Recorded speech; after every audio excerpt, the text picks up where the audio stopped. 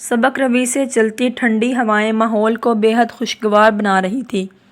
وہ اپنے جھولے پر پتنگ بنی جھول رہی تھی جب اچانک ہی اس کے پاؤں سے کوئی شے ٹکرائی تھی۔ اس نے چونک کر جھولے کو بمشکل روک کر اس شے کا مشاہدہ کیا تھا۔ وہ پتھر میں لپٹا کوئی کاغذ تھا۔ اس نے گھبرا کر دائیں بائیں دیکھا اور اسے اپنے دوپٹے کے پلو میں چھپا کر غیر محسوس طریقے سے چھت کی طرف دیکھا تھا۔ سامنے والے گھر کی بالکنی میں اسد کھڑا اسے ہی مسکرا کر دیکھ رہا تھا۔ یہ لوگ عزیز دار تھے، پرانی جان پہچان تھی، مگر حال ہی میں ادھر شفٹ ہوئے تھے۔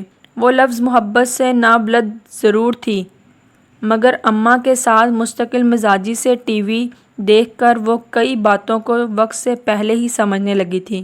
وہ دھڑکتے ہوئے دل کے ساتھ اندر کمرے میں بھاگ گئی تھی کہ سامنے سے آتے ہوئے علی سے جا ٹکرائی تھی۔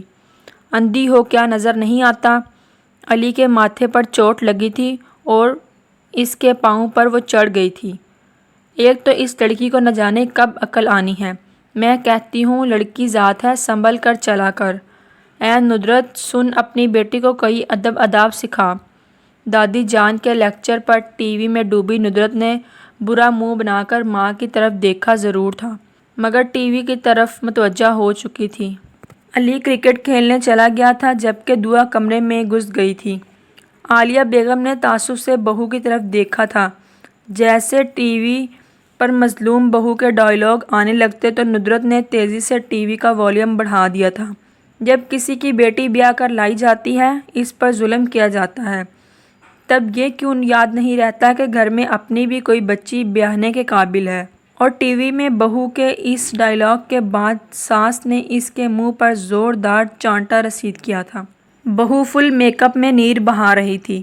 ندرت نے کن اکھیوں سے ساس کو دیکھا جبکہ عالیہ نے دکھ سے گہری سانس بھری تھی۔ ندرت اس بات سے قطعی طور پر بے خبر تھی کہ اندر اس کی بیٹی لو لیٹر پڑھ کر آنے والے دنوں کے منصوبے بنا رہی ہے۔ ندرت تیزی سے دوپہر کے کھانے کی تیاری میں مصروف، بار بار مضطرب انداز میں کچن سے باہر ملحق لاؤنج میں لگے ہوئے وال کلاک میں وقت دیکھ رہی تھی۔ آج وہ علی کا من پسند آلو گوشت بنا رہی تھی۔ دعا بھی کھا تو لیتی تھی مگر اسے بنا ہوا گوشت زیادہ پسند تھا۔ وہ شوربہ پسند نہیں کرتی تھی، اس لیے وہ خوب اچھی طرح سے گوشت کی بنائی کر رہی تھی، مگر اس کے ذہن میں بیک وقت بہت سی باتیں گردش کر رہی تھی۔ مگر اسے زیادہ سرعت سے کام نپٹا کر رات کا لوڈ شیڈنگ کی وجہ سے مس ہو جانے والا ڈرامہ نشر مقرر میں دیکھنا تھا۔ اتفاق سے بچوں کے گھر آنے کا بھی یہی وقت تھا۔ علی میٹرک میں تھا اور دعا سیکنڈ ایئر کالج کی طالبہ تھی۔ وہ قدرے توقف سے گھر آتی تھی۔ اس نے بنا گوشت تھوڑا سا نکال کر الگ باؤل میں رکھ دیا تھا اور باقی گوشت میں آلو ڈال کر شوربہ بنا دیا تھا۔ ہلکی آنچ پر ڈھک کر وہ آٹا گوندھنے لگی تھی جب اس کی ساس نے کچن میں جھانکا تھا۔ بہو، کافی دیر پہلے چائے کا کہا تھا، کیا بنی نہیں؟ وہ جی بھر کر بد مزہ ہوئی تھی۔ جی بنا رہی ہوں، آپ سکون سے بیٹھ جائیں، ندرت نے تیز لہجے میں کہا تھا۔ اس کے لیے تو ایک ایک لمحہ قیمتی تھا۔ میں کہتی ہوں ان ڈراموں میں کچھ نہیں رکھا، اپنی بچی پر نگاہ رکھو، یہ عمر بہت نازک ہوتی ہے۔ صبح وہ کالج جاتے ہوئے لپسٹک اور آنکھوں میں کاجل لگا کر گئی ہے۔ کیا کنواری لڑکیوں کے یہ لچھن ہوتے ہیں؟ کچھ کرو، ایسا نہ ہو کہ گیا وقت ہاتھ نہ آئے۔ ساس کا اتنا کہنا تھا کہ ندرت کو تو گویا پتنگے لگ گئے تھے۔ اس نے وہی آٹے والے ہاتھ کمر پر رکھتے ہوئے سخت لہجے میں ساس سے دو بدو ہو کر کہا تھا، نہ آپ صاف صاف یہ کیوں کہتی ہیں؟ آپ کو میرا ٹی وی دیکھنا کھلتا ہے اور عامر نے ٹی وی میرے کمرے میں لگا دیا ہے جبکہ آپ چاہتی تھی کہ ادھر برآمدے میں لگ جائے۔ آپ کی نہیں مانی تو اب میری معصوم بچی کو بددعائیں دینے پر اتر آئی ہیں۔ ندرت کی زبان کے آگے تو خندق تھی، اس نے ساس کو سنا دی، مگر عالیہ اس قدر بدتمیزی کے بعد بھی لب بستہ تسبیح کے دانے پھیرتی ہوئی اپنے کمرے میں داخل ہو گئی تھی۔ اب کہاں کی چائے، کہاں کا ہوش؟ ندرت فطرتاً ایک نیک دل لڑکی تھی۔ جب بیاہ کر اس گھر میں آئی تو وہ سیدھی سادی تھی۔ رفتہ رفتہ ارد گرد کے ماحول اور نت نئے سازشی ڈراموں سے وہ ساس بہو اور نند باوج کی گیم کھیلنے لگی تھی۔ وہ برملا کہتی تھی کہ یہ اصلاحی ڈرامے ہیں اور واقعی وہ ڈرامے اصلاحی ہی ہوا کرتے تھے، مگر وہ اینڈ تک صبر کیے بنا اپنے حصے کے اور اپنی طرف داری پر چند چیدہ ڈرامے گھر میں فل والیوم پر لگایا کرتی تھی۔ وہ تو ان سے بھی کوئی نصیحت حاصل نہیں کرنا چاہتی تھی، وہ بس چاہتی تھی کہ ساس اور نند کو ہر صورت نیچا دکھایا جا سکے۔ جب ساس کے حق یا دفاع میں کوئی سین آتا تو وہ جھٹ چینل بدل دیا کرتی تھی۔ معاشرے میں جنم لینے والی کہانیاں معاشرے کی عکاس ہوتی ہیں، کچھ اس انداز میں کہ انسان اصلاح معاشرے کی طرف پہلا قدم رکھے، مگر وہ تو بس آنکھ بند کر کے اپنی من پسند راہ پر گامزن رہتی تھی، اور اس معاملے میں وہ کسی کی بھی نہ سنتی تھی۔ اس دن بہت دیر ہو گئی تھی مگر دعا گھر نہیں لوٹی۔ شام ڈھلنے کو تھی تب دعا کی ایک دو دوستوں کو فون کیا گیا تو معلوم ہوا کہ وہ تو 2 دن سے کالج ہی نہیں آ رہی۔ اب تو ندرت کی جان نکل گئی۔ اللہ تعالیٰ نے توبہ کے دروازے اپنے بندے پر کھول رکھے ہیں۔ وہ تو کہتا ہے کوئی مانگنے والا کہ میں اسے نواز دوں۔ اس وقت ملامت کے آنسو موتیوں کی طرح اس کی آنکھوں سے بہہ رہے تھے۔ سانس تانے دینے کی بجائے حوصلہ بڑھا رہی تھی۔ لو یہ گلوکوز والا پانی پی لو، پھر تمہارا بی پی لو ہو جاتا ہے۔ ہائے اماں، علی کے ابا گھر آنے والے ہیں، میں ان کو کیا جواب دوں گی؟ ایسا کریں اس پانی میں زہر ملا دیں تاکہ یہ قصہ ہی ختم ہو۔ وہ مسلسل رو رہی تھی۔ توبہ کرو بہو، ایسے نہیں کہتے۔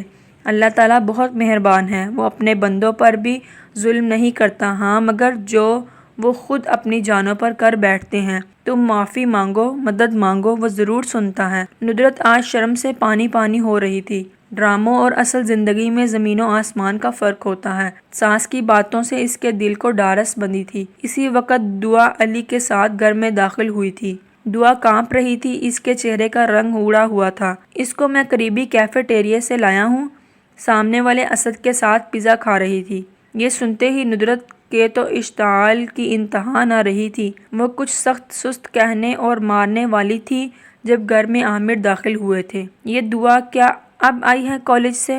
اس سوال پر سب کو سانپ سونگھ گیا تھا، لیکن عالیہ بیگم نے بڑے سمجھاؤ سے کہا تھا گھر تو آ گئی تھی، اب علی کے ساتھ دوست کے گھر کچھ نوٹس لینے گئی تھی، اس کا ٹیسٹ ہے نا۔ ماں کے سامنے عامر کچھ نہ بولے اور صحن میں لگے نلکے سے منہ ہاتھ دھونے لگے تھے۔ عالیہ کے اشارے پر سب اپنے اپنے کام میں لگ گئے تھے۔